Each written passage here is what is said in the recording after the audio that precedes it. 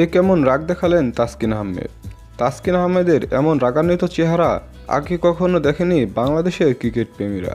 কেনই বা এমন রাগ দেখালেন তাসকিন আহমেদ, কি হয়েছিল তখন? চলুন এ বিষয়ে বিস্তারিত জেনে নেওয়া যাক। ঘটনাটি জিম্বাবুয়ের ব্যাটিং ইনিংসের 19তম ওভারে দ্বিতীয় বলের ঘটনা। এ সময় ব্যাটিংয়ে ছিলেন জিম্বাবুয়ের ব্যাটার কুশাল মেন্ডিস, বোলিংয়ে ছিলেন বাংলাদেশি পেস বোলার তাসকিন আহমেদ। কুশাল মেন্ডিস তখনও 37 বলে 43 রান করে সমহিমায় দাঁড়িয়েছিলেন ক্রিজে। কোনো বোলারই তাকে আউট করতে পারছিলেন না, এমনকি একের পর এক বাউন্ডারি খেয়ে বসছিলেন তার কাছে। 19তম ওভারে বোলিং করতে এসে প্রথম বলে একটি বাউন্ডারি খেয়ে বসেন তাসকিন আহমেদ, যে কারণে তাসকিন আহমেদের মন মেজাজ কিছুটা খারাপ ছিল।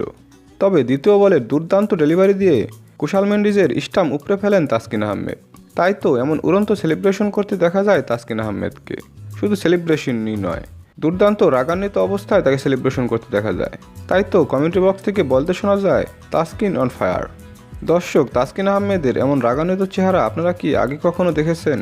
দেখে থাকলে অবশ্যই কমেন্টে জানিয়ে দিন।